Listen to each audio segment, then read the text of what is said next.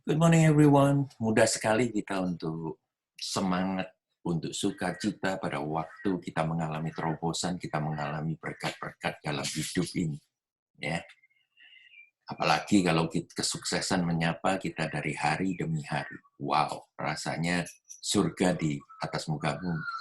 Tapi sangat berbeda sekali jika kita ini tidak mengalami apa-apa dalam keseharian kita.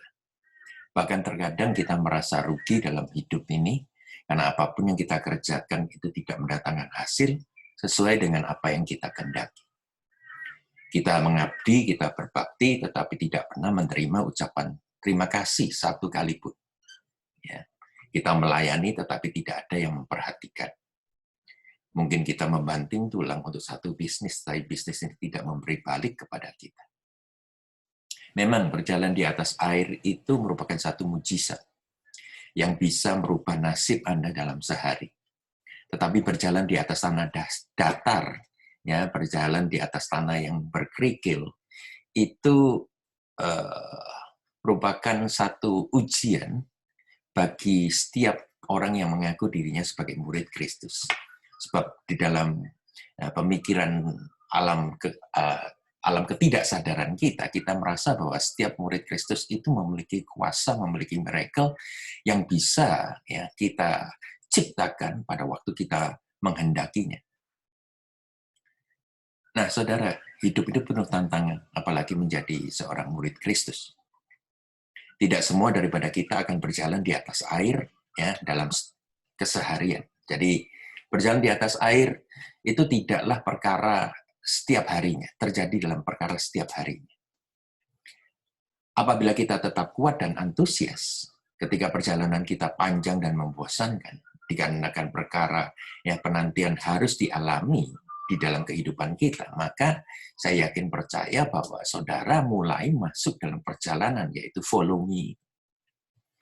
Petrus merupakan pimpinan daripada ke-12 ya, ke-12 murid yang dianggap saja satu komunitas daripada Kristus sendiri.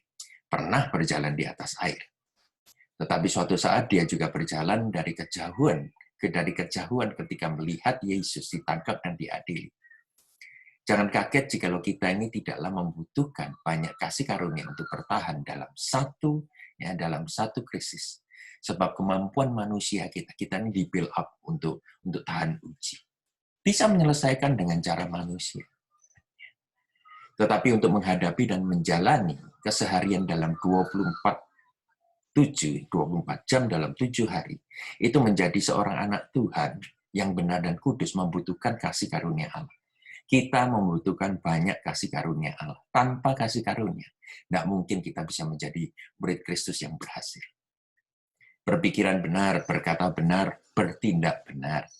Walaupun tidak ada yang melihat, walaupun tidak ada yang mengacuhkan kita, bahkan kita sering ditolak orang, sering dianggap rendah, tidak jarang diperkatakan yang negatif. Semuanya itu perjalanan yang di mana kita mengikuti Kristus. Jangan cuma berharap ya bahwa laut akan terbelah, mati dibangkitkan, air berubah jadi anggur. Tapi mampukah kita? Ini pertanyaannya. Mampukah kita bertahan jikalau kita perjalanan kita ini tidaklah menarik ataupun tidaklah cantik? Tes daripada keteguhan iman percaya kita adalah the wear and tear daripada daily life. The wear and tear of daily life. Jadi kesibukan dan keaktifan dalam keseharian. Seperti kemuliaan perak. Saudara, kemuliaan perak itu semakin digosok, ya, semakin digosok, itu semakin mengkilap. Semakin digosok, itu semakin cemerlang. Begitu juga kehidupan kita. Semakin kita ini berbenturan dengan semua permasalahan, semua kebosanan kita. Ya. Apabila kita ini bertahan, maka kemuliaan Tuhan, apa yang menjadi rencana Tuhan dalam perkara di mana kita masuki hari ini, itu akan menjadi satu kemuliaan tersendiri bagi kita.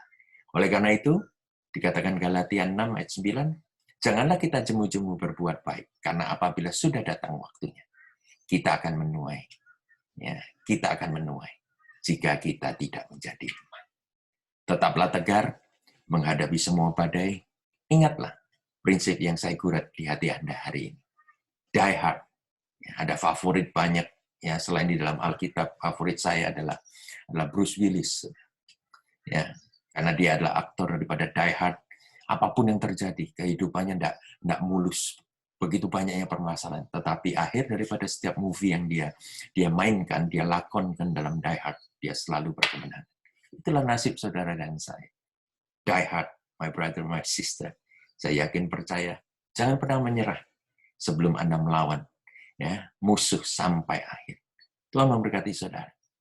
Haleluya. Salam kemenangan. Amin.